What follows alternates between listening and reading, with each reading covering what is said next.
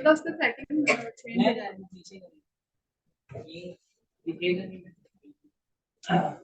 अच्छा मैम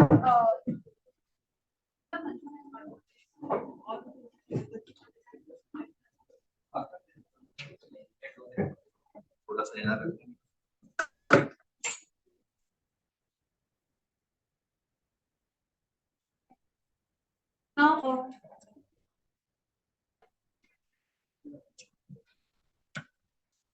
उसको टच नहीं करना।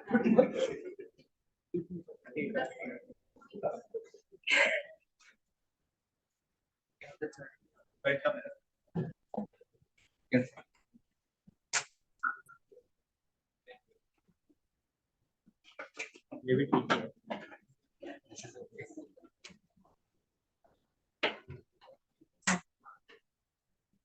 Now, yesterday we were discussing about the tissue culture. हमने लास्ट में जो है वो टिश्यू कल्चर का डिस्कस किया था। Now,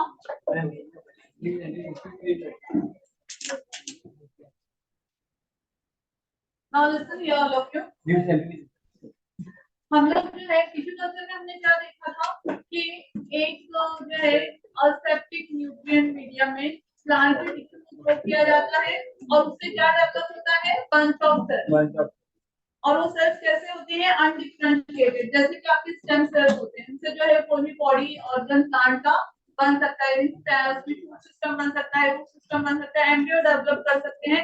बट हम लोगों ने देखा था कि अगर हम उसके लिए अगर हम लोग जो है प्लांटलेट डेवलप करना चाहते हैं तो हम ऑक्सिन और साइटोकाइनिन ये सब मैंने आपको डिटेल्स नहीं कर बताई थी, वो थोड़ा सा जो है हम देख लेते हैं, फिर उसके बाद में आगे का टॉपिक स्टार्ट करेंगे। तो ऑक्सिन और साइटोकाइनिन जो है हम प्रपोर्शन में यूज करते हैं। So what is auxin and cytokinin? Auxin और साइटोकाइनिन क्या होते हैं? ये ग्रोथ रेगुलेटर्स है, they are called growth hormones. जैसे आप लोग की बॉडी में हार्मोन्स होते हैं, प्लांट की बॉडी में भी हार्मोन्स होते हैं। ये जो है आप बहुत ज्यादा हार्मोन्स नहीं है आपकी बॉडी में, बहुत ज्यादा है जो है हार्मोन्स होते हैं, लेकिन प्लांट में जो है वो हार्डली 5 डिफरेंट हार्मोन्स आप पढ़ोगे, वो भी एक चैप्टर में आप लोग 7 चैप्टर में पढ़ोगे। तो लेकिन यहाँ पे ऑक्सिन और साइटोकाइनिन हम अलग अलग प्रपोर्शन में यूज करते हैं। अगर ऑक्सिन ज्यादा रहता है तो रूट इनिशिएशन होता है। क्या होता है? Root initiation. यानी ये जो आप लोगों का प्लांटलेट जो कैलस मैंने कल आपको बताया था, कैलस के अंदर क्या हो जाएगा? रूट्स ग्रो होना शुरू होंगे। अगर हम साइटोकाइनिन ज्यादा लेंगे तो शूट इनिशिएशन होगा। क्या होगा? Shoot initiation. ओके, तो हर एक सेल के अंदर टेंडेंसी है पूरा प्लांटलेट डेवलप करने का, तो हर सेल से एक प्लांटलेट डेवलप होगा और ऐसे हम लोग को क्या मिल जाएंगे? लाखों प्लांट। कल मैंने आपको ये भी बताया था। फिर उसको हम लोग जो है वो टेस्ट ट्यूब में शिफ्ट करते हैं, फिर उसको सॉइल में शिफ्ट करते हैं और लास्ट में उसको फिर ग्रीन हाउस में शिफ्ट कर दिया जाता है। ठीक है, तो ये हम लोगों ने कल टिश्यू कल्चर का स्टडी किया था।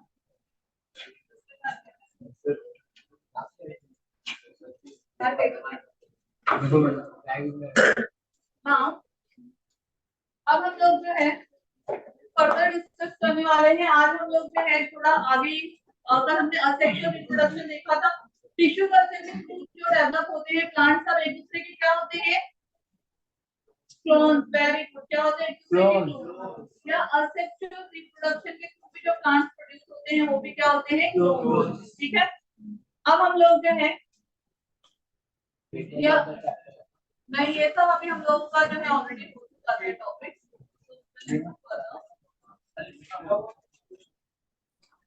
If anybody find anybody topic, मैं आप लोगों से है ना खाली 10 क्वेश्चन करूंगी और अगर मुझे आंसर नहीं मिले तो क्लास के बाहर आते। ठीक है, तो ये सब हम कल पढ़ चुके थे।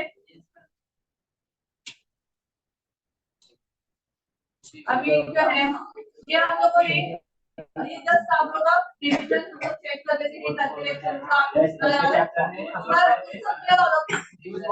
Yes. Raise your hand and answer. If you want to answer, raise your hand and answer. मुझे क्वेश्चन चाहिए क्लास में। चलो यहाँ पे identify the asexual reproduction structure in the given figure. और हाँ बोलो। कल में बोल दिया था ना। तो इस source of clavidoma. Vishal, yes, vegetative propagation in bryophyllum takes place with the help of grafting. bryophyllum में नहीं bryophyllum हाँ bryophyllum मतलब क्या है bryophyllum में? bryophyllum हमने किसमें पढ़ा था? नेचुरल जो है ना वेजिटेटिव प्रोपगेशन के आर्टिफिशियल कटिंग पे पढ़ा है। दिस इज नेचुरल मेथड और इसमें होता है yes. Now next question. in grafting Just raise your hand if you want to answer it. अगर आप क्वेश्चन पढ़ रहे तो रीडिंग स्क्रीन में पढ़ने हैं आपको science now yes one bird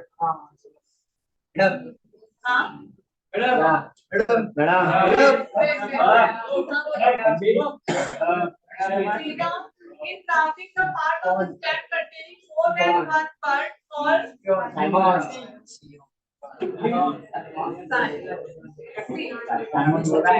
science what is another name for science cycle क्या है इसका another name graph another name for science is graph now previous year की जो है ये board question what is the vegetative reproduction describe the three natural method of vegetative reproduction with example देखो natural method ना पहले detail में explain था तो इसके लिए पेपर में पूछा जाता था अब जो है वो आपको एकदम ब्रीफ पे दिया हुआ है एक बॉक्स के अंदर तो उसमें आपको ब्रीफ क्वेश्चन तो नहीं आएंगे एमसीक्यू वगैरह आ सकते हैं ठीक है अब next question cutting grafting yes define stock के साइन की करी मैंने आपको अंडरलाइन करवाया था यस अब इसके बाद में what is stock start of rooted plant on which grafting is done is called stalk and the scion is the grafting ठीक है what is artificial method of vegetative propagation budding and cutting है budding अभी cutting मैंने budding क्या बताया था budding is the bud grafting budding is nothing but the bud grafting previous textbook में bud grafting के लिए budding टर्म यूज हुआ था आपकी अभी के टेक्स्ट में है grafting में सब टॉपिक bud grafting किया हुआ है so don't get confused the early part is 2020 का है और हमारी न्यू टेक्स्ट 21 में आई थी ओके नाउ अब हम लोग पढ़ने जा रहे हैं सेक्सुअल रिप्रोडक्शन अब क्वेश्चन वाला सेक्शन खत्म हो गया आप लोग ने देख लिया किस तरीके से क्वेश्चन पूछे जा सकते हैं अब हम लोग जो है आगे के टॉपिक्स देखते हैं now all of you if you want you can close your book अगर आप लोग जब मैं रीडिंग टाइम तो अंडरलाइन करवा दें तो अगर एमसीक्यू के लिए मुझे पॉइंट्स अंडरलाइन करवाने हैं क्योंकि अगर आपको थोड़ा ध्यान बुक पे रहेगा थोड़ा बोर्ड पे रहेगा तो कुछ समझ नहीं आएगा और फिर बोर्ड पे बुक से concentrate on board okay please close your book and concentrate here now we are going to discuss about the sexual reproduction or what is sexual reproduction अभी देखो प्लांट्स में सेक्सुअल रिप्रोडक्शन कैसे होता है what is the structure for sexual reproduction हां बेटा आप खड़े हो जाओ यस तो व्हाट इज अगर मेरा क्वेश्चन रहा व्हाट इज अ प्लांट तो आपका आंसर क्या रहेगा क्या अगली क्या बात है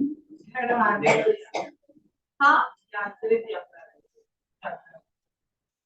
what is a plant my question is what is a plant Yes, follow. Yes, it's a modified shoot which is highly modified for sexual reproduction. आप shoot मतलब stem का part है, stem modify हुई है और जो floral walls है, floral walls किससे बने रहेंगे? leaves से. leaves जो है वो modify होके क्या बने? floral walls बने जरा 4 walls. Okay? और जो thallus होता है, thallus पता है सब लोगों को दिखने जो structure होता है तरीके से it can be round it can be flat तो ये जो है ये थैलस है इसको टोरस भी कहते हैं और ये थैलेमस या टोरस जो है यहाँ पे थैलेमस या टोरस जो है इसके अंदर हम लोगों को अलग-अलग नोड्स एंड इंटरनोड्स दिखाई देते हैं how many nodes will be there 4 nodes and 3 internodes will be there क्योंकि यहाँ पे एक नोड है तो ये 4 नोड्स है हर नोड से एक फ्लोरल बॉल निकलेगा हर नोड से क्या निकलेगा एक फ्लोरल बॉल अब यहाँ पे सबसे बाहर की तरफ क्या रहेगा, कैलिक्स। उसके बाद आ जाता है कोरोला, एंड्रोशियम। एक कर्व डायग्राम बना रही हूँ, तो आपको आएगा बच्चे डायग्राम देखिए, एंड डायमीशियम। देखो आपको पता है कैलिक्स, कोरोला, एंड्रोशियम एंड डायमीशियम आप स्कूल लाइफ से पढ़ रहे हैं, but each and every word have two names here. Calyx is also known as sepals. So why do have two names? Because calyx जो है वो whorl का नाम है. Calyx is the name of a whorl. Individual member का नाम क्या रहेगा? Sepal. हम कैसा कहेंगे? Calyx have 5 sepals और calyx have 4 sepals. तो individual member का नाम क्या है? Sepals. चलिए आप लोगों को मैंने मॉर्फोलॉजी चैप्टर में बताया था, जो लोग स्टूडेंट्स हैं मैं उनके लिए रिपीट कर रही हूँ. तो calyx have sepals. Individual member का नाम क्या है? सेपल. और whorl का नाम है कैलिक्स. सिमिलर वे में ये क्या है? कोरोला. यस. इंडिविजुअल मेंबर क्या रहेंगे? पेटल. ये क्या है? एंड्रोशियम. यस. इंडिविजुअल मेंबर क्या रहेंगे? इंडिविजुअल मेंबर क्या रहेंगे? पेरियांस में टेपल्स होते हैं. पेरियांस जब हम कैलिक्स और कोरोला को डिफरेंशिएट नहीं कर सकते तो हम उनके लिए पेरियांस टर्म यूज करते हैं. यस. जब हम कैलिक्स कोरोला दोनों सेम दिखते हैं तो हम उनको नहीं डिफरेंशिएट कर सकते कौन सा कैलिक्स है कौन सा कोरोला है. जब उनको क्या कहते हैं? पेरियांस कहते हैं. और पेरियांस के इंडिविजुअल मेंबर को टेपल्स कहा जाता है. ठीक है. तो यहाँ तो हमको कैलिक्स कोरोला समझ में आ रहे हैं. अब यहाँ पे जो एंड्रोशियम है उसके इंडिविजुअल मेंबर को कहते हैं स्टामेन. ओके. और डायमीशियम के इंडिविजुअल मेंबर को क्या कहते हैं? यस. कार्पल और पिस्टिल. ठीक है. तो ये हमने जो है वो ऑलरेडी पढ़े हैं. अब आगे देखते हैं.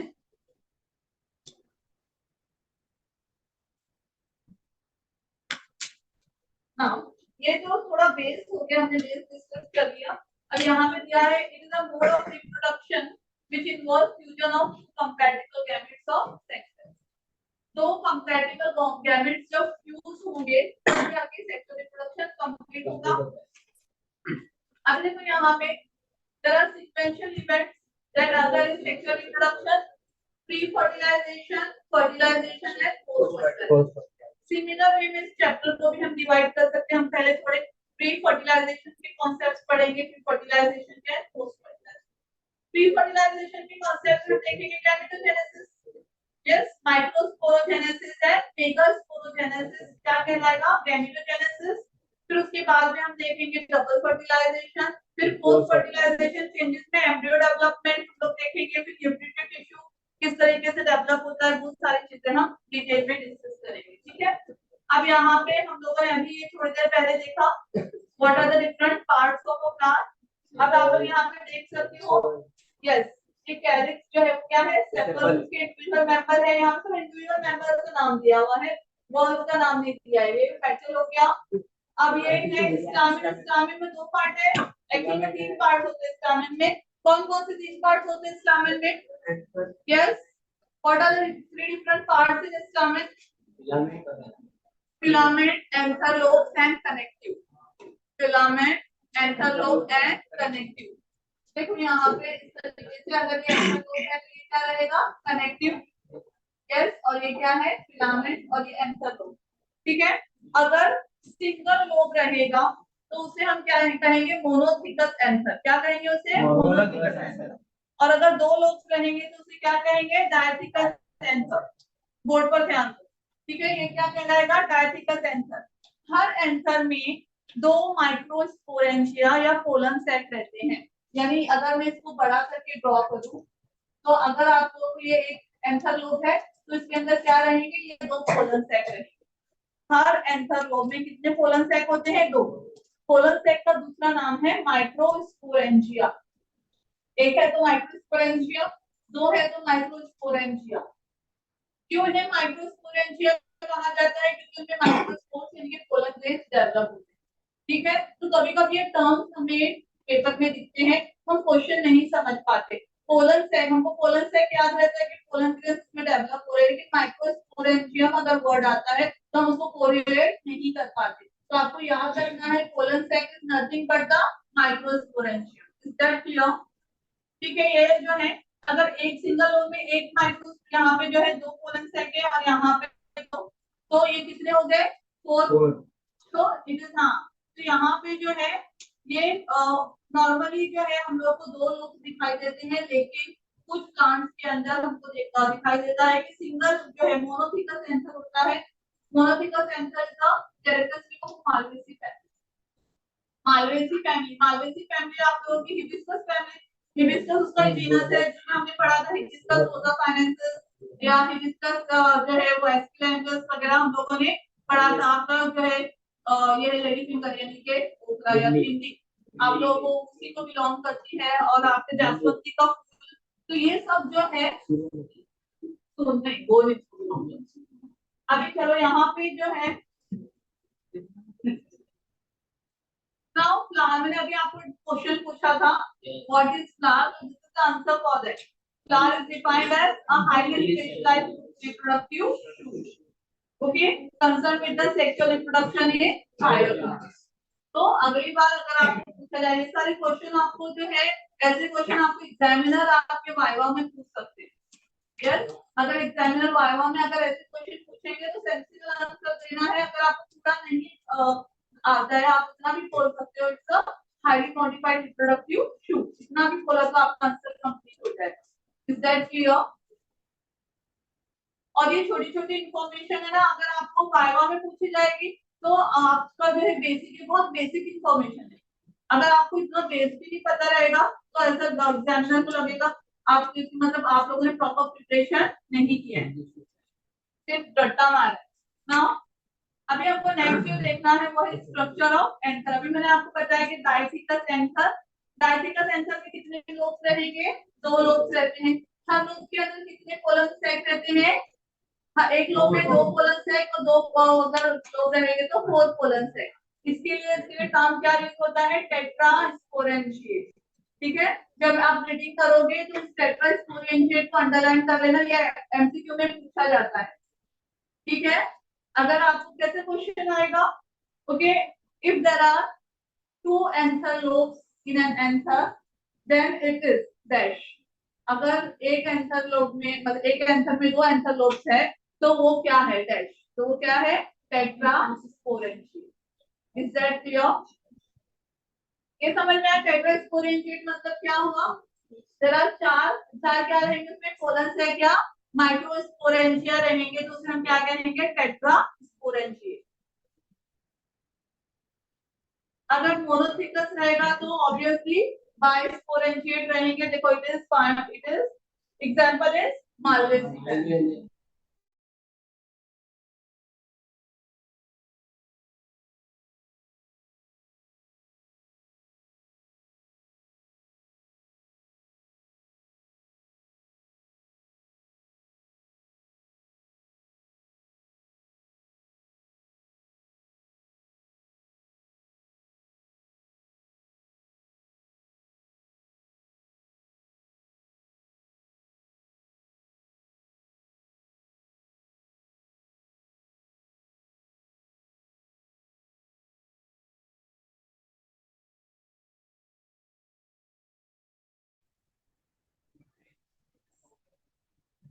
ना अभी देखो यहाँ पे पीएस ऑफ एंथर में यहाँ पे क्या बताया हुआ है कि एक हाइपोडर्मल सेल। देखो अभी आर्किस्पोरियल सेल क्या चीज होती है? अगर हम एक यंग एंथर को देखें, यंग एंथर मतलब जस्ट अभी डेवलपमेंट शुरू हो रही है, तो एक यंग एंथर के अंदर पूरे सेल्स कैसे रहते हैं? पूरे जो है वो पैरेन्काइमेटस सेल्स रहते हैं। क्या रहते हैं? पूरे पैरेन्काइमेटस सेल्स। तो ये जो पैरेन्काइमेटस सेल्स है इसके अंदर एक सेल जो है जो कि हाइपोडर्मल, ये एपिडर्मिस से समझिए, तो ये कौन सा सेल हो गया? हाइपोडर्मल। तो एक हाइपोडर्मल सेल जो है अपने अंदर फूड जमा करके क्या होगा? साइज में इंक्रीज हो जाएगा और ये कहलाएगा आर्किस्पोरियल सेल। क्या कहलाएगा? Archesporial cell. अब ये आर्किस्पोरियल सेल जब डिवाइड होगा तो वो कैसे डिवाइड होगा? अंदर की तरफ ये बनाएगा स्पोरोजिटस सेल और बाहर की तरफ बनाएगा पैराइटल सेल। ठीक है, अब ये आर्किस्पोरियल सेल जब डिवाइड होगा तो ये बाहर की तरफ क्या बनाएगा? पैराइटल सेल अंदर की तरफ बनाएगा। Is that clear? तो जो पैराइटल मतलब आउट ऑफ, तो पैराइटल सेल्स जो है उससे बन जाएगी एंथर वॉल। क्या बन जाएगी? Anther wall. और स्पोरोजिनस टिश्यू बन जाएंगे स्पोरोजिनस सेल्स। अभी स्पोरोजिनस टिश्यू क्या लेते हैं मैं उसको आपको डिटेल में समझाऊंगी, पर पहले हम लोग जो है, अब देखो अगर मैं एंथर को डिवाइड करूं या एंथर को ट्रांसवर्सली कट करूं तो मुझे कुछ इस तरीके का स्ट्रक्चर मिलेगा। या भी हम लोग का डायग्राम आएगा, लेकिन दिखाई दे रहा है सबको ये? अभी देखो यहाँ पे ये जो हमारा एंथर है, ये मैंने एंथर का खाली आधा हिस्सा ड्रॉ किया है। अब इसके अंदर जो है हमको क्या मिलता है? आउटर एपिडर्मिस, ठीक है। सबसे बाहर की तरफ होता है एपिडर्मिस, फिर होता है एंडोथीशियम, फिर मिडल लेयर और फिर टेपिटम। ये 4 लेयर मिलके बनती है एंथर वॉल। क्या बनती है? Anther wall. अभी हम बात कर रहे हैं कि ये जो पैराइटल सेल्स है, पैराइटल सेल से क्या बनेगा? Anther wall layer. तो एंथर वॉल लेयर में 4 लेयर्स आएंगे, ठीक है। और जो स्पोरोजिनस टिश्यू है, स्पोरोजिनस टिश्यू से बनेगा माइक्रोस्पोर। अब माइक्रोस्पोर्स क्या रहते हैं? माइक्रोस्पोर्स यानी कोलन ग्रेन। तो पहले कोलन ग्रेन, 4 कोलन ग्रेन पहले एक दूसरे को चिपके हुए होते हैं और फिर वो कोलन ग्रेन सेपरेट होते हैं। तो ये जो है अभी हम लोग ये सारी चीजें अभी धीरे धीरे करके समझने वाले हैं। So let's begin. पहले हम लोग इसको समझ लेते हैं, फिर ये ध्यान से मैं वापस आऊंगी। अब आप लोग देख सकते हो यहाँ पे आपको एक आंसर दिखाई दे रहा है जिसको ट्रांसवर्सली कट किया। टीएस इज ट्रांसवर्स सेक्शन, ठीक है। अभी आप लोग देख सकते हो यहाँ पे हमको टीएस ऑफ आंसर दिखाई दे रहा है बोर्ड पे। ये डायग्राम भी बहुत इंपॉर्टेंट है और अक्सर पेपर में पूछा जाता है। आप लोगों को ये होमवर्क रहेगा। सबको सुनाई दे रहा है? टीएस ऑफ आंसर जो है आपको होमवर्क रहेगा, सबको ड्रॉ करके आना है नेक्स्ट लेक्चर में। अब यहाँ पे हम लोग देखने वाले हैं what are the 4 different TS of anther. यहाँ पे लिखा है this TS of anther, this is homework and you are supposed to draw this diagram. सब ये मैं ऑडिबल हूँ? पीछे तक सबको सुनाई दे रहा है? यस, सुनाई दे रहा है? नेक्स्ट लेक्चर में जब आप होमवर्क करके नहीं आओगे तो आप बोलोगे हमको तो मैम सुनाई नहीं दिया था। कंफर्म कर रहे हैं। यस, ये डायग्राम बनाकर जाना है। अभी हम लोग जो है मैंने आपको बताया एंथर में 2 ही पार्ट है। क्या है? एंथर वॉल एंड ये जो राउंड स्ट्रक्चर जो दिखाई दे रहा है स्पोरोजिनस टिश्यू। ये अंदर की तरफ जो है ये क्या है? स्पोरोजिनस टिश्यू, ठीक है। तो 2 ही पार्ट्स इसमें हमको जो डिस्कस करने हैं, एक है एंथर वॉल और दूसरा है स्पोरोजिनस टिश्यू। किससे बने? ये आर्किस्पोरियल सेल से। आर्किस्पोरियल सेल ने क्या किया? बाहर की तरफ पैराइटल सेल ऐड किया, अंदर की तरफ स्पोरोजिनस सेल। पैराइटल सेल से क्या बनी? एंथर वॉल बनी। पैराइटल सेल से क्या बनी? एंथर वॉल बनी। और स्पोरोजिनस सेल से बना sporogenous tissue. Is that clear? अब ये एंथर वॉल में कौन कौन सी लेयर्स है वो हमको एक्सप्लेन करनी है। अगर ये क्वेश्चन आपको आता है तो आपको जो है उसकी बिगनिंग लिखने की जरूरत नहीं है, कहाँ से शुरू हुआ। आपको अगर आता है explain TS of anther with the help of diagram, तो आपको सिर्फ यही 2 टॉपिक एक्सप्लेन करने रहेंगे, anther wall and sporogenous tissue, ठीक है। आंसर वॉल में 4 सब हेडिंग आएगी। कौन कौन सी सब हेडिंग आएगी अभी हम देखेंगे। Epidermis, endothecium, middle layer and tapetum, ठीक है।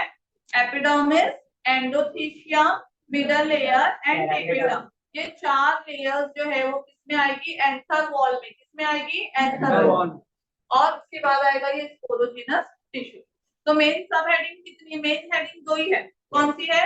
Anther wall and sporogenous tissue. अब जो मेन हेडिंग एंथर वॉल है उसके अंदर 4 सब हेडिंग है। कौन कौन सी? Epidermis, endothecium, middle layer and tapetum. सबको समझ में आ रहा है हम क्या पढ़ रहे हैं? अभी हम एपिडर्मिस के बारे में देखेंगे कि अगर हम एपिडर्मिस लिख रहे हैं तो उसके अंदर हमको क्या क्या लिखना है। What we are supposed to write in epidermis, ठीक है। तो अभी यहाँ पे आप लोग देख सकते हो epidermis is the outer most protective layer made up of tubular cells. Tubular cells मतलब ओके, आप लोग देख सकते हो यहाँ पे आपको जो आउटर लेयर दिखाई दे रही है, ये किससे बनी हुई है? एकदम फ्लैट सेल से बनी हुई है। सो ये फ्लैट सेल से बनी हुई जो एपिडर्मिस है, उसके लिए यहाँ पे हम दो टर्म यूज कर सकते हैं, या फ्लैटेंड सेल्स या टेक्युलर सेल्स। ठीक है, ये टर्म मेंशन करना बहुत जरूरी है। आपको एपिडर्मिस के बारे में ज्यादा कुछ नहीं लिखना है। हर एपिडर्मिस का एक ही काम होता है, क्या करना? प्रोटेक्शन करना। तो थोड़ा कॉमन सेंस यूज करेंगे। एक ही टर्म आपको यहाँ पे याद रखना है, दैट इज टेक्युलर और फ्लैटेंड। Is that clear? तो अगर आपको जब आप ये डायग्राम बनाओगे, आपको शॉर्ट में नोट्स लिखनी रहेगी, तो आप सिर्फ लिखोगे एपिडर्मिस, प्रोटेक्टिव, टेक्युलर और फ्लैटेंड। Is that clear? ठीक है, अब वो आपको ये पॉइंट्स जो आप बना के लिख के रखोगे, आपको एग्जाम में रिवाइज करने में हेल्प होगी, क्योंकि हर चीज पढ़ना एग्जाम के टाइम जो है पॉसिबल नहीं है। चलो, अब यहाँ पे जो है after epidermis, yes, next layer is endothecium. क्या है नेक्स्ट लेयर? एंडोथीशियम। अब एंडोथीशियम बहुत ही इंपॉर्टेंट लेयर है। एंडोथीशियम अगर नहीं रहेगा तो डहीशन पॉसिबल नहीं रहेगा। जब देखो ये जो एंथर लोब जो होते हैं, जब वो मेच्योर हो जाते हैं, उसमें से पोलन ग्रेन को बाहर आना होता है, तो उसको फटना होता है। एंथर लोब फूटते हैं, फटते हैं, और उसमें से पोलन ग्रेन बाहर रिलीज होते हैं। तो ये जो फूटने का या फटने का जो प्रोसेस है, उसे हम डहीशन कहते हैं। क्या कहते हैं? डहीशन।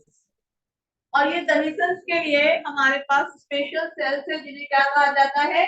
एंडोथीशियम। आप लोग देख सकते हो, ये जो एंडोथीशियम की जो लेयर है, ये कैसी लेयर है? एकदम इलोंगेटेड सेल, या रेडियली इलोंगेटेड। कैसे सेल्स है ये? Radially elongated. तो यहाँ पे हम लोग देख सकते हैं कि दिस इज सब epidermal layer made up of radially elongated cells, और उनके अंदर कौन सी थिकनिंग है? Fibrous thickening. ठीक है, और ये थिकनिंग की वजह से ही उनके अंदर जो है ये बर्स्ट होते हैं। मेच्योरिटी के टाइम क्या हो जाते हैं? बर्स्ट होते हैं, फटते हैं, और पोलन ग्रेन रिलीज होते हैं। Is that clear? Got it all of you? इतना समझ में आया है? तो एंडोथीशियम एंडोथीशियम किस तरीके के सेल है? Radially elongated. रेडियली, रेडियल समझ में आता है, अलग अलग डायरेक्शन में रेडिएट होना। तो आप देख सकते हैं वर्टिकल सेल्स हमको दिखाई दे रहे हैं, तो they are elongated, but in which direction? Radial direction. so they are radially elongated. Is that clear? तो पहला हो गया एपिडर्मिस, दूसरा हो गया एंडोथीशियम। एंडोथीशियम में कौन सी थिकनिंग है? फाइब्रस थिकनिंग, जिसकी वजह से वो क्या होते हैं? यस, बर्स्ट होते हैं, डहीशन होता है इसमें। ठीक है, फिर उसके बाद आता है मिडल लेयर। अब देखो, मिडल लेयर का काम होता है इसे जगह करना। मिडल लेयर पैरेन्काइमेटल सेल से बना है। आपने पैरेन्काइमेटल पढ़ा था ना एनाटॉमी चैप्टर में, प्लांट एनाटॉमी में। पैरेन्काइमेटल सेल्स क्या करते हैं हमेशा? पैरेन्काइमेटल सेल्स कहाँ होते हैं? प्लांट एनाटॉमी चैप्टर में हमने पढ़ा था, पैरेन्काइमेटल सेल्स हर जगह होते हैं। जहाँ भी जगह करने का काम होता है, कौन करते हैं? पैरेन्काइमेटल।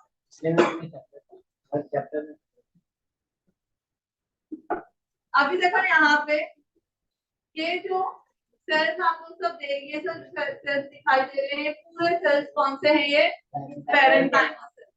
और ये पूरा क्या कहलाएगा? Middle layer. और यहाँ पे आप लोग देखो 1 to 2 लेयर्स ही रहती है मिडल लेयर में, जहाँ पे एंथर वॉल के अंदर ये पूरा एंडोथीशियम पूरा यहाँ से कंटिन्यू हुआ है ना। ये पूरा एंडोथीशियम, पूरे एंथर में सिंगल लेयर है एंडोथीशियम, और उसके अंदर की तरफ जो सेल्स है वो पूरे क्या है? Middle layer. अब ये मिडल लेयर सेल्स जो है वो मिडल लेयर सेल्स जो है या तो डिजनरेट हो जाते हैं या डिकम्पोज हो जाते हैं। हाँ बेटा, आप खड़े हो जाओ। मैम आपने बोला ना खड़े हो, खड़े हो। मैम भूख लग रही है, लगी जो यही रखी है। मेरा बैग यहाँ बिस्कुट खड़े हो जाओ, पीछे जाओ। जाओ जी। बैग यहाँ पर डिस्टर्ब कर रहे हैं। गलती से आपने का बैग किया था क्या?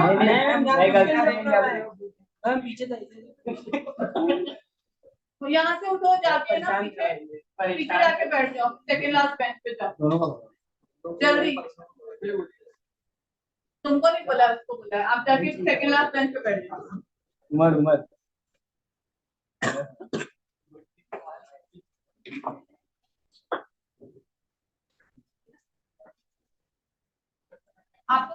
बोलिए बैठने के लिए। अब देखो यहाँ पे मिडल लेयर मैंने आपको क्या बताया कि जब ये मिच्योर हो जाता है एंथर तो मिडल लेयर क्या हो जाती है, डिजनरेट हो जाती है, गायब हो जाती है। क्यों गायब हो जाती है? क्योंकि पूरा ये एरिया पोलन ग्रेन से भर जाता है। ठीक है, सब पोलन ग्रेन जब बहुत ज्यादा बन जाते हैं, लाखों की क्वांटिटी में होते हैं, तो पूरे भर जाते हैं यहाँ पे, तो जो है मिडल लेयर क्या हो जाती है, गायब हो जाती है। अब सबसे इनर लेयर बहुत ही इंपॉर्टेंट लेयर है, दैट इज टेपेटम। टेपेटम के बारे में सुना है आप लोगों ने, पढ़ा है पहले कभी इसके बारे में? ओके, तो टेपेटम जो है आप लोग देखोगे इनर मोस्ट लेयर। आप लोगों ने जो है सेकंड चैप्टर आपका चल रहा है ना, आप लोगों को पता होगा स्पर्म्स को जो न्यूट्रिशन प्रोवाइड करते हैं वो सेल्स क्या कहलाते हैं? Sertoli cell. सिमिलर वे में जैसे सर्टोली सेल्स जो है वो न्यूट्रिएंट प्रोवाइड करते हैं इस डेवलपिंग स्पर्म्स को, वैसे ही ये डेवलपिंग पोलन ग्रेन्स को न्यूट्रिशन प्रोवाइड करते हैं टेपेटम। ओके, टेपेटम क्या करते हैं? डेवलपिंग पोलन ग्रेन्स को न्यूट्रिशन प्रोवाइड करते हैं। एंड बिसाइड्स दिस, जो लोग एंट्रेंस के लिए प्रिपेयर कर रहे हैं वो लोग एक चीज समझ ले कि यहाँ पे आपके में फंक्शन और नहीं दिए हुए हैं टेपेटम के, लेकिन आपको ये जो पोलन ग्रेन होता है, पोलन ग्रेन की जो आउटर लेयर होती है जिसको एक्साइन कहते हैं, ये आउटर लेयर एक स्पेशल मटेरियल से बनी होती है, स्पोरोपोलेनिन। ये आपकी बुक में दिया है कि स्पोरोपोलेनिन से एक्साइन बना होता है, बट स्पोरोपोलेनिन में कंट्रीब्यूट करता है टेपेटम के फॉर्मेशन ऑफ स्पोरोपोलेनिन में कंट्रीब्यूट कौन करता है? टेपेटम। तो टेपेटम यहाँ पे दो काम कर रहा है, एक तो न्यूट्रिशन प्रोवाइड करना डेवलपिंग पोलन ग्रेन्स को, और साथ ही जो है ये दूसरा काम करते हैं कि स्पोरोपोलेनिन के लिए कंट्रीब्यूट करते हैं। Is that clear? तो यहाँ पे आप देखोगे tapetum is the innermost nutritive layer of anther wall.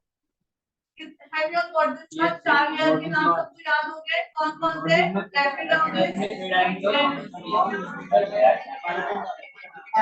ठीक है। अब ये चारों लेयर्स मिलके क्या बनेगा? Anther wall. अब एंथर वॉल के बाद में नेक्स्ट क्या रहेगा? Sporogenous tissue. नाउ लेट्स सी।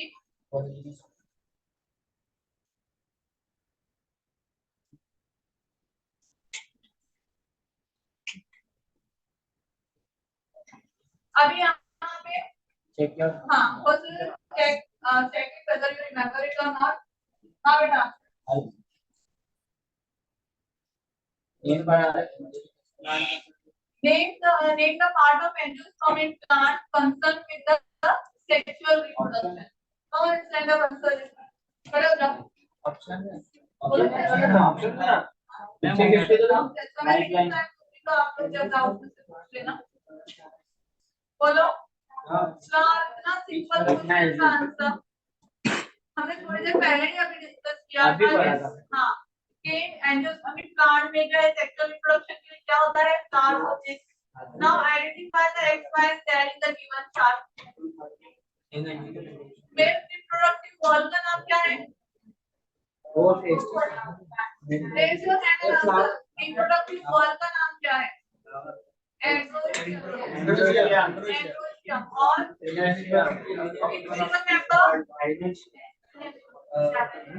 एक्सोएंड्रोशियम आएगा। वाई का individual member is called stamen. और वाई का फिलामेंट कनेक्टिव है एंथरलोब।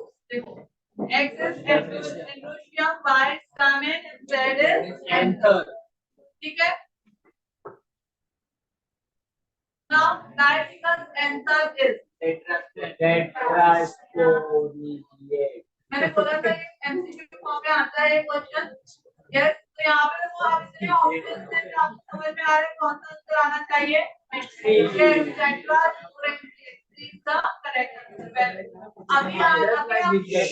अभी आपको याद है क्योंकि अभी जस्ट पढ़ा है, लेकिन अगर मैं आपको एक हफ्ते बाद पूछूंगी तभी भी याद रहना।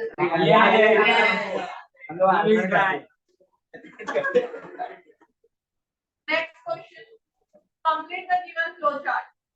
Raise your hand and answer. Those who want to answer, raise your hand and answer.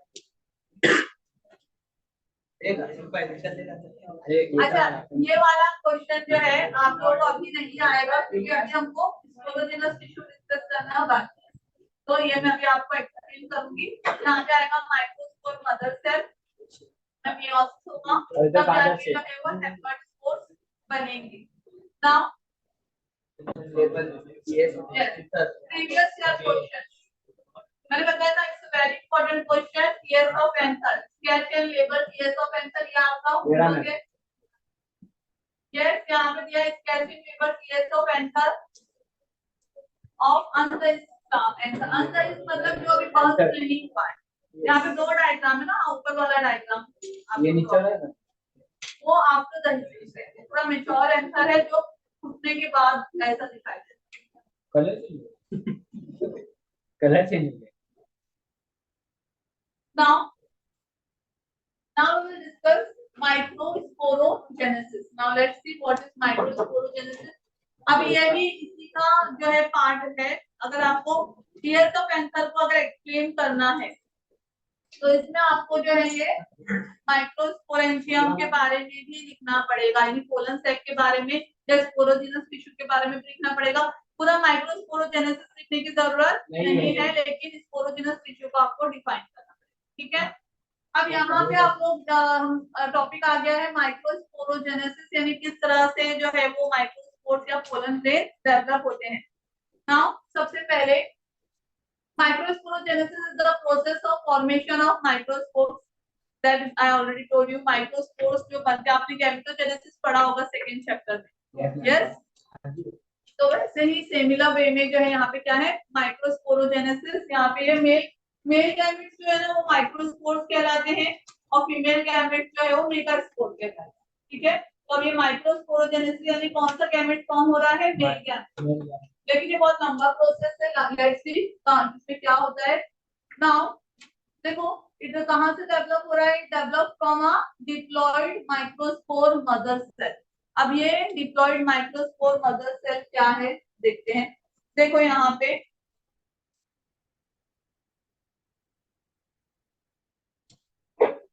अब यहाँ पे जो स्पोरोजिनस टिश्यू है, यहाँ पे जो स्पोरोजिनस टिश्यू आप लोग देखोगे तो स्पोरोजिनस टिश्यू में हर सेल, अब मुझे आप लोग बताओ कि इसमें का हर सेल डिप्लॉयड रहेगा या हैप्लॉयड रहेगा,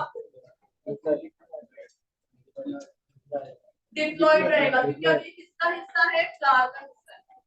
देखो एंथर किसका हिस्सा है, फ्लावर का है, एंड्रोशियम का है, और अभी हर चीज फ्लावर का हर पार्ट डिप्लॉयड है।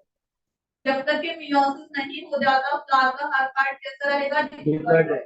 तो यहाँ पे we have two set of chromosomes, यार टू सेट में यहाँ लिख देती हूँ।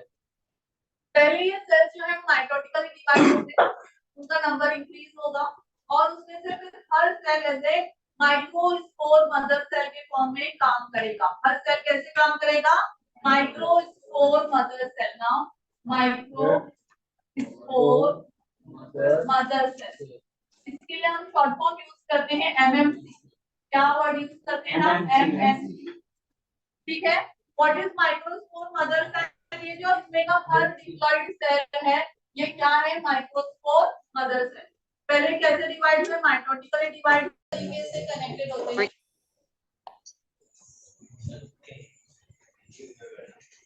क्या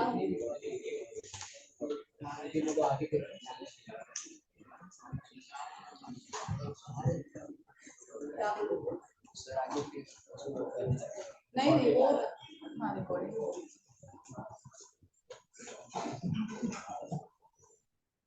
अब देखो यहाँ पे ये जो पोलन ग्रेन्स है ये इस तरीके से अरेंज होते हैं, तीन हमको आगे की तरफ और एक पीछे की तरफ दिखाई देगा। ठीक है,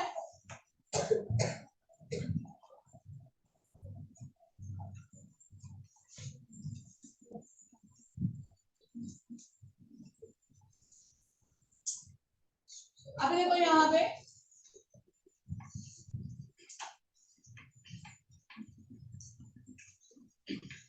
अब यहाँ पे डायरेक्टली जो है आप लोगों को स्ट्रक्चर ऑफ पोलन ग्रेन या माइक्रोस्पोर दिया हुआ है। अब एक माइक्रोस्पोर, अब ये जो चारों माइक्रोस्पोर अटैच थे फिर बाद में क्या हो जाएंगे, वो डिटैच हो जाएंगे और हर एक यहाँ पे पोलन ग्रेन जो है, हर पोलन ग्रेन का हमको स्ट्रक्चर एक्सप्लेन करना है। कभी कभी ये 2 मार्क्स के क्वेश्चन आता है, अगर ये क्वेश्चन आया तो आप लोग काफी लकी, बहुत इजी क्वेश्चन होता है। सिंपली आपको जो है वो पोलन ग्रेन के स्ट्रक्चर में क्या क्या क्या चीजें हैं उनको एक्सप्लेन करना है। आप लोग देख सकते हैं, आप लोग को ये आउटर रफ लेयर दिखाई दे रही है। ये लेयर हमेशा रफ रहे जरूरी नहीं है। अगर हवा के थ्रू पॉलिनेशन होना है तो ये लेयर एकदम स्मूथ रहेगी। अगर इंसेक्ट के थ्रू पॉलिनेशन होना है, कीड़ों के थ्रू, तो कीड़ों के बालों में फंसने के लिए ये लेयर रफ रहती है। ठीक है, अलग अलग प्लांट्स के अंदर इसको जो है हर स्पीशीज के अंदर जो है प्लांट की पोलन का स्ट्रक्चर अलग होता है, शेप भी चेंज हो सकता है, उनका जो है वो आउटर कवरिंग, उसका पैटर्न, ये सब डिफरेंट होते हैं। ठीक है, अब ये जो बाहर की दोनों लेयर होती है, इन दोनों लेयर्स को जो है मिलाकर स्पोरोडर्म कहते हैं। उसे क्या कहते हैं? स्पोरोडर्म। स्पोरोडर्म में दो लेयर आएगी, एक बाहर की तरफ एक्साइन और अंदर की तरफ इंटाइन। ठीक है, एक्साइन किस चीज से बनी रहेगी, कोई बता सकते हैं? Yes, exine is made up of sporopollenin. कौन से मटेरियल से बने रहेंगे? स्पोरोपोलेनिन। बताया था ना मैंने, ये भी एमसीक्यू में पूछ सकते हैं। ये जो आउटर लेयर है एक्साइन, ये कौन से मटेरियल से बनी होती है? स्पोरोपोलेनिन। आपको पता है this is the toughest material. अभी तक ऐसा कोई एंजाइम नहीं फाइंड आउट हुआ है कि जो इसको डिजेनरेट कर सके या डाइजेस्ट कर सके। स्पोरोपोलेनिन इतना मतलब ऐसा मटेरियल है जिसको अभी तक डाइजेस्ट करने वाला एंजाइम डिस्कवर ही नहीं हुआ है।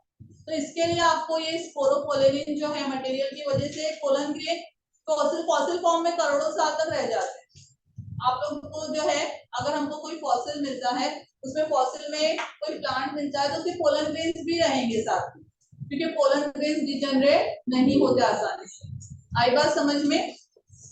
और कभी कभी ऐसा होता है एकदम रेगिस्तान वाले एरिया में ऐसे फॉसिल्स मिलते हैं जिसमें वाटर प्लांट्स के पोलन ग्रेन्स मिल जाते हैं, तो उससे पता चलता है कि यहाँ पे पहले क्या था? पानी था, और डिजर्टिफिकेशन की वजह से बाद में यहाँ पे जो है वो रेगिस्तानी डेजर्ट बना है।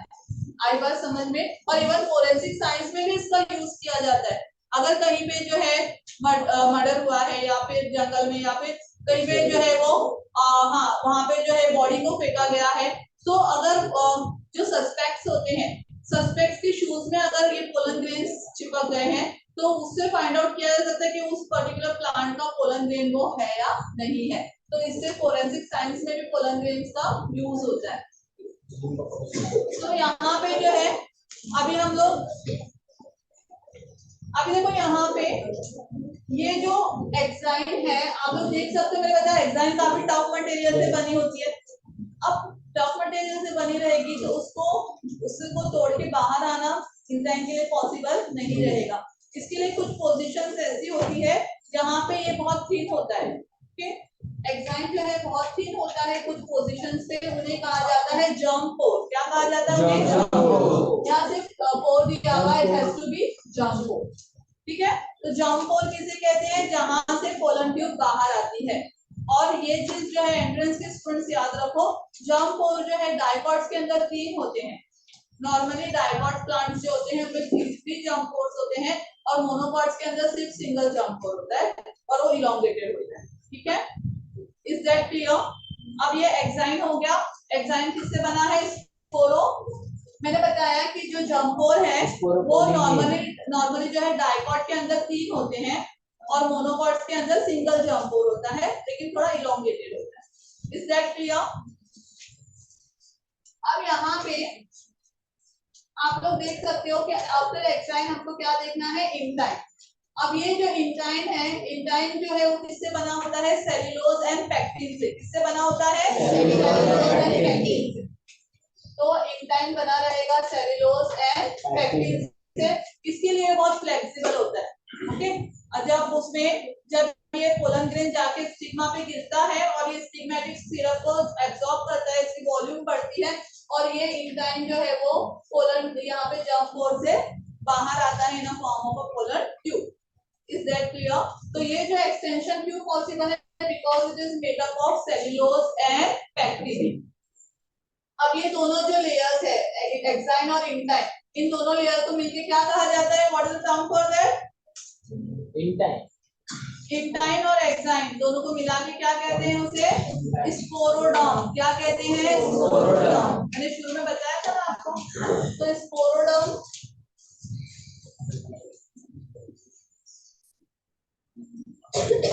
चलो अगर आपको क्वेश्चन आता है define microspore, define the following में अगर क्वेश्चन आता है माइक्रोस्पोर, तो माइक्रोस्पोर को आप कैसे डिफाइन करोगे? एक लाइन में it's a non motile haploid unicellular single nucleus structure. Okay, हमारा जो माइक्रोस्पोर या पोलन ग्रेन है वो कैसा structure? It is non motile haploid unicellular है विद सिंगल न्यूक्लियस।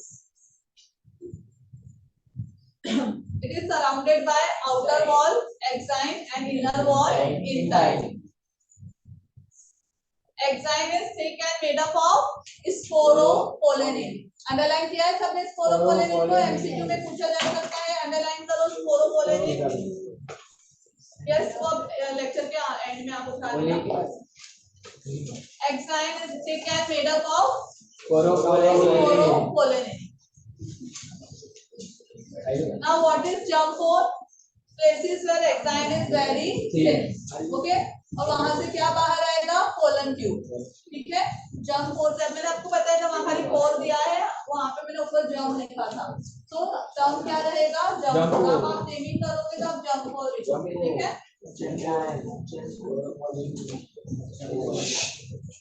जो आपको पढ़ना है ना मन में पढ़ो। हाँ, मैं आपका डाउट क्लियरिंग सेशन दूंगी जैसे मेरा टॉपिक कंप्लीट होगा, सबसे मैं डाउट्स पूछूंगी, तो आपका डाउट्स आप अंडरलाइन करके रखो। नाउ पोलन ट्यूब, देखो यहाँ पे pollen tube germinate from germ pore। ठीक है, ये सारी चीजें जो लिख के आ रही है मैं ऑलरेडी डायग्राम में आपको बता चुकी हूँ। Intime consist of cellulose and pectin. Intime किससे बनी है? सेल्यूलोज एंड पैक्टिन से। उसको भी अंडरलाइन कर लो, इंटाइम किससे बनी है? Cellulose and pectin. Yes, have you got this much? इतना समझ में आया? एक बार हम क्विकली रिवाइज कर लेते हैं कि हमारा जो पोलन ग्रेन है वो किस तरीके का स्ट्रक्चर है। Now let's C pollen grain जो है, अगर आपको ये बहुत ही इंपॉर्टेंट क्वेश्चन है, स्ट्रक्चर ऑफ पोलन ग्रेन अगर आपको आता है तो आपको पोलन ग्रेन ड्रॉ भी करना रहेगा, 2 मार्क्स के लिए भी आएगा ना, तो भी पोलन ग्रेन ड्रॉ करना रहेगा और उसके बारे में लिखना रहेगा। ठीक है, अब क्या क्या लिखना रहेगा? सबसे पहले non motile haploid unicellular with single nucleus, और ये किससे सराउंडेड है? एक्साइन से। बाहर की तरफ एक्साइन है, अंदर की तरफ इंटाइन। एक्साइन किससे बना है? इंटाइन किससे बना है? Cellulose and pectin. एक्साइन में जो 3 एरियाज है वो क्या कहलाते हैं? germ pores। ठीक है, germ pore से क्या जर्मिनेट होता है? germ pore। पोलन ट्यूब क्या जर्मिनेट होता है? Pollen tube. Is that clear? Yes. Got it all of you? Yes. Now next जो हम पढ़ने वाले हैं वो है डेवलपमेंट ऑफ मेल गैमेटोफाइट। देखो अब जाके ये जब टॉपिक हो जाएगा ना तब मैं आपको रीडिंग टाइम दूंगी, तब आपका ये टॉपिक कंप्लीट हो जाएगा। टॉपिक को बीच में छोड़ दूंगी और रीडिंग टाइम दूंगी तो कुछ चीजें आपको डाउट रहेगा, है ना, तो पहले पूरा एक्सप्लेन कर देते हैं, फिर उसके बाद में अब देखो नॉर्मली गैमेटोफाइट किसे कहते हैं? What is the gametophyte? Can anybody answer this? Gametophyte किसे कहते हैं? What is the gametophyte? Gametophyte क्या है? मुझे कोई ऐसे जो है एकदम टेक्निकल आंसर नहीं चाहिए, जनरल आंसर। एक गैमेटोफाइट आपको क्या समझते हैं? गैमेटोफाइट क्या होता है? जो पार्शियल जो गैमेट्स को कैरी करता है उसे गैमेटोफाइट कहते हैं, जिसके ऊपर गैमेट्स रहते हैं। या जैसे अभी आप लोगों ने अभी आप लोगों ने एल्गे वगैरह में किंगडम प्लांट में पढ़ा था स्पोरोफाइट एंड गैमेटोफाइट। तो जिसमें स्पोर्स डेवलप होते हैं स्पोरोफाइट, जिसमें गैमेट्स डेवलप होते हैं वो गैमेटोफाइट। या जो गैमेट्स को कैरी करता है वो क्या है? गैमेटोफाइट। अब क्या पोलन, मेरा नेक्स्ट क्वेश्चन है, क्या पोलन ग्रेन मेल गैमेटोफाइट है? क्या पोलन ग्रेन मेल गैमेटोफाइट है ना? पूछ रहे वो नहीं कर रहे। देखो पोलन ग्रेन जो है पार्शियली डेवलप्ड मेल गैमेटोफाइट है, वो कंप्लीटली डेवलप नहीं। कहीं मेल गैमेट दिखे अभी तक हमको? नहीं, तो इसके लिए वो क्या है? Partially developed male gamete. ठीक है, क्यों पार्शियली डेवलप्ड है वो भी मैं आपको समझाती हूँ। लेट्स सी, देखो यहाँ पे अब यहाँ पे जो है पोलन ग्रीन्स और माइक्रोस्पोर जो है वो पहला सेल है मेल गैमेटोफाइट का, बट ये कंप्लीटली डेवलप हम उसे नहीं कह सकते। अब ये जो एक हैप्लॉइड न्यूक्लियस जो होता है, अब यहाँ पे डायग्राम रहने दो, मैं यहाँ पे बना के बताती हूँ आपको। देखो यहाँ पे, हाँ देखो ये एक हैप्लॉइड न्यूक्लियस, अभी हमने पढ़ा इसका unicellular structure with one haploid nucleus. हाँ बेटा आप खड़े हो जाओ, आप खड़े हो जाओ, यस आप अब ये जो हैप्लॉइड न्यूक्लियस है इसमें फर्दर डेवलपमेंट कैसे पॉसिबल है, ये फर्दर कैसे डिवाइड होगा, मियोटिकली और माइटोटिकली? हाँ बोलो, very good, mitotically. Sit down. ये कैसे माइटोटिकली? देखो ये मियोटिकली क्यों नहीं डिवाइड हो सकता, क्योंकि ऑलरेडी हैप्लॉइड है, नंबर ऑफ क्रोमोसोम पहले ही हाफ होते हैं, तो हाफ का क्वार्टर नहीं होता। यस, तो नंबर ऑफ क्रोमोसोम अगर हाफ है तो इसका जो है वो फर्दर डिवीजन किसके थ्रू होगा, माइटोसिस से होगा, जिससे नंबर ऑफ क्रोमोसोम सेम रहेंगे, हैप्लॉइड के हैप्लॉइड ही रहेंगे। Is that clear? तो अब ये जो हमारा हैप्लॉइड न्यूक्लियस है ये डिवाइड होगा दो पार्ट में, यहाँ पे एक बन जाएगा न्यूक्लियस, एक यहाँ, थोड़ा छोटा इसको ड्रॉ करते हैं, और एक बड़ा न्यूक्लियस यहाँ, ठीक है। So we have two nuclei here, एक हमको यहाँ पे न्यूक्लियस दिखाई दे रहा है, यहाँ पे न्यूक्लियस दिखाई दे रहा है, इसका शेप कुछ डेफिनेट नहीं रहता है। अब हमको यहाँ पे दो सेल्स मिल गए, कौन से दो सेल मिल गए, vegetative cell and generative cell. क्या मिल गया हमको, वेजिटेटिव सेल। तो this is a vegetative cell. अब इस वेजिटेटिव सेल का दूसरा नाम है ट्यूब सेल। क्या नाम है इसका, tube cell. Another name for vegetative cell is tube cell. Is that clear? और इसका एक ही नाम है, that is generative cell. Okay, ये जनरेटिव सेल। अब ये जनरेटिव सेल में जो न्यूक्लियस रहेगा उसे कौन सा न्यूक्लियस कहेंगे, जनरेटिव न्यूक्लियस, ठीक है। और ये वेजिटेटिव सेल में जो न्यूक्लियस रहेगा वो कहलाएगा वेजिटेटिव न्यूक्लियस या tube nucleus. Is that clear? अभी एक कितने बार माइटोटिक डिवीजन हुआ, एक बार। हाँ, एक और बार माइटोटिक डिवीजन होगा तब जाके मेल गैमेट्स बनेंगे। ये भी बहुत एक इंपॉर्टेंट क्वेश्चन बनता है एमसीक्यू के लिए कि माइक्रोस्पोरोजेनेसिस में कितने बार माइटोटिक डिवीजन होता है, यानी कितने बार हो रहा है, यहाँ पे दो बार। एक बार डिवाइड हुआ न्यूक्लियस, एक हैप्लॉइड न्यूक्लियस डिवाइड हुआ तो दो बन गए, tube nucleus and generative nucleus. फिर जनरेटिव न्यूक्लियस फिर एक बार और माइटोसिस से डिवाइड होगा तब जाके दो मेल गैमेट्स बनेंगे। Is that clear? इस स्टेज को कहते हैं हम टू सेल स्टेज। क्या कहते हैं इसे, टू सेल स्टेज। और इस स्टेज पे नॉर्मली पोलन ग्रेन जो है वो उड़ के जाते हैं स्टिग्मा पर या किसी भी एजेंट के थ्रू, चाहे बायोटिक एजेंट हो चाहे अबायोटिक एजेंट हो। जो पोलन पॉलिनेशन होता है या इनका जो मूवमेंट होता है वो कब होता है, टू सेल स्टेज पे 80% एंजियोस्पर्म्स 80% एंजियोस्पर्म्स में टू सेल स्टेज में पॉलिनेशन हो जाता है। Is that clear? Got it all of you? अब ये जो पोलन ग्रेन है अब ये उड़ के जाएगा, कहाँ जाएगा, ये स्टिग्मा पर। और जब जाके स्टिग्मा पर ये सेटल हो जाएगा, देखो अब यहाँ पे सपोर्ट की तरफ ध्यान दो।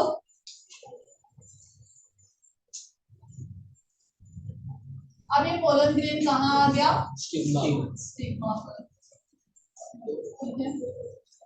अब देखो यहाँ पे स्टिग्मा पे आने के बाद ऑब्वियसली पोलन ट्यूब डेवलप होगा। जितना भी मटेरियल था पोलन ग्रेन के अंदर वो सब किस में आ जाएगा, इस पोलन ट्यूब में आ जाएगा। सबसे आगे इनके रहेगा ट्यूब न्यूक्लियस। वेजिटेटिव न्यूक्लियस का दूसरा नाम ट्यूब न्यूक्लियस होने की वजह ये भी है कि ट्यूब में, पोलन ट्यूब में सबसे आगे कौन रहता है, वेजिटेटिव न्यूक्लियस, ठीक है, इसलिए उसको ट्यूब न्यूक्लियस भी कहते हैं। अब दूसरा है हमारा जनरेटिव न्यूक्लियस। अब ये जनरेटिव न्यूक्लियस जो है वो डिवाइड होगा दो मेल गैमेट्स में। किसमें डिवाइड होगा, दो मेल गैमेट्स में। तो आप लोग देख सकते हो यहाँ पे हमको मेल गैमेट्स दिखाई दे रहे हैं। तो ये दो मेल गैमेट्स किससे बने, जनरेटिव न्यूक्लियस डिवाइड हुआ माइटोटिकली और हमको क्या मिल गए, दो मेल गैमेट्स। कितने बार माइटोटिक डिवीजन हुआ, दो बार। फीमेल गैमेटोफाइट जब डेवलप होता है उस टाइम पे 3 बार माइटोसिस होता है, वो भी मैं आपको जब एक्सप्लेन करूंगी, जब समझाऊंगी। अभी फिलहाल याद रखना है आपको कि कितने बार माइटोसिस हुआ है, 2 बार, ठीक है। Have you all got this much? Two cell stage पे क्या हुआ था, पॉलिनेशन हुआ था और फिर जनरेटिव न्यूक्लियस डिवाइड हुआ। बाद में ये ना ट्यूब न्यूक्लियस डिजेनरेट हो जाएगा, गायब हो जाएगा। अब ये 2 मेल गैमेट्स जो है वो फर्टिलाइजेशन में यूज हो।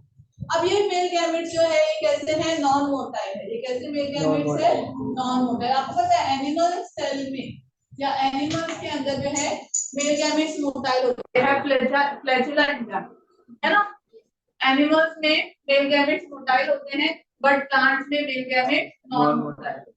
देखो मेल गैमेट भी नॉन मोटाइल है, फीमेल गैमेट भी नॉन मोटाइल है, फिर फ्यूजन कैसे पॉसिबल होता है? क्योंकि ये जो पोलर ट्यूब है ये कैरी करता है non motile male gamete. Is that clear? Non motile male gametes को फीमेल गैमेट तक कौन लेकर जाएगा? Polar tube. ठीक है, तो यहाँ पे अब मुझे बताओ, ये जो दोनों मेल गैमेट्स है ये किसके अंदर है? पोलर ट्यूब में है। तो पोलर ट्यूब क्या कहलाएगा? गैमेटोफाइट।